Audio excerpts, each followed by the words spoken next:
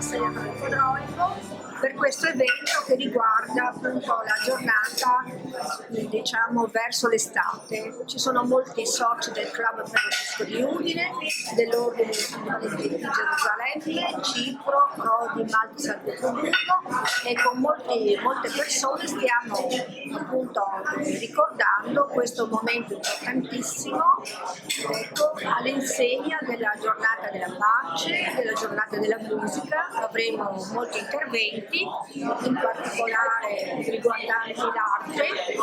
C'è una nostra grande consorcia, bravissima, Antonella Travessone, che ha portato delle sue opere, e siccome l'arte riesce a parlare dovunque con un linguaggio unico, l'UNESCO, in particolare il Club per l'UNESCO di Udine, appoggia appunto tutti gli artisti locali e anche oltre.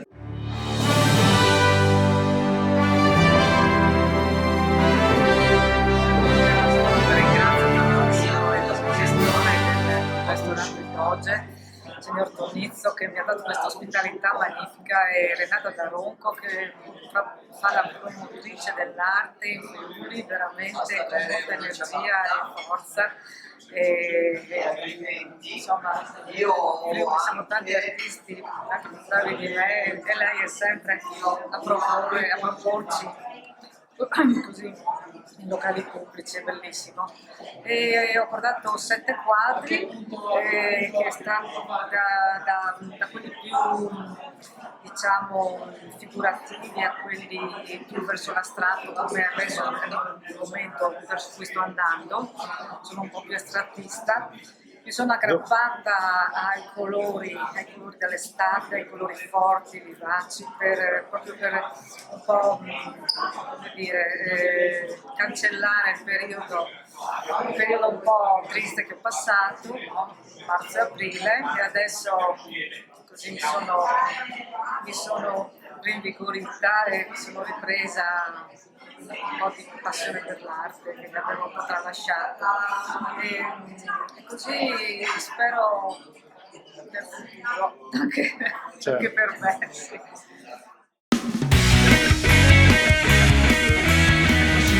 La seconda di settenaria, la terza di endecasillabi, per chi ne capisce, per chi non ne capisce basta solamente sentire. Per le scale e l'onde, come mi riempie l'anima quel suono, l'eco soffuso della sinfonia, il senso di vertigine sospeso nel tripudio di trepida ossessione. Cavalco l'onde piene di brividi violenti, travolgono i confini e nuovi desideri divorano i miei sensi. Sollevati nel gravido groviglio, nato tra quelle note palpitanti che artigliano il cammino dei miei pensieri, e vacillo tra il vero e l'irreale, sulle scale di righi musicali, con gli occhi aperti e l'animo sognante.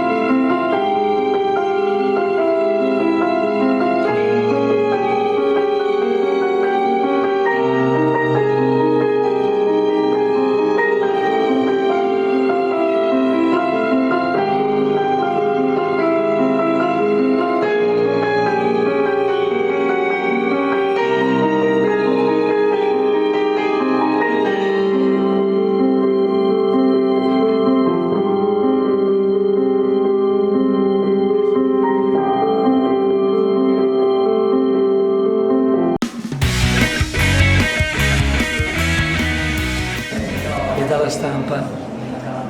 Abbiamo vissuto reclusi per tutto questo tempo, in preda a un terrore seminato dai media, per un fatto che è stato dichiarato pandemico e che a conti fatti, stando alle previsioni statistiche, non era neppure epidemico.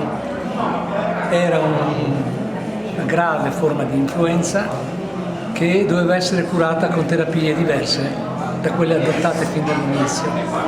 È un peccato che l'intero paese sia stato congelato, l'intera economia sia stata congelata e non si sia data nessuna speranza al popolo italiano, se non la speranza di arrivare al giorno dopo con il terrore di morire nel corso della notte, unto magari dal figlio, dal nipote, o dalla moglie o dal marito.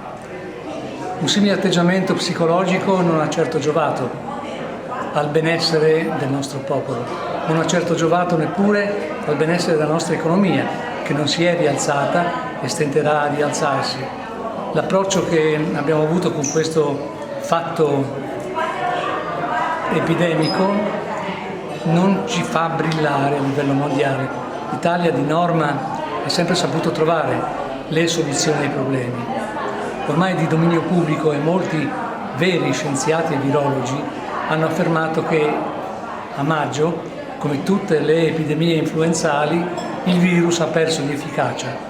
Perché si pensa ancora di mandare i bambini a scuola a settembre, isolandoli con il mascherino, con dei plexiglass a dividerli senza poter giocare e avere contatto fra di loro, per un virus che i migliori virologi dicono ha completamente cessato di essere clinicamente pericoloso.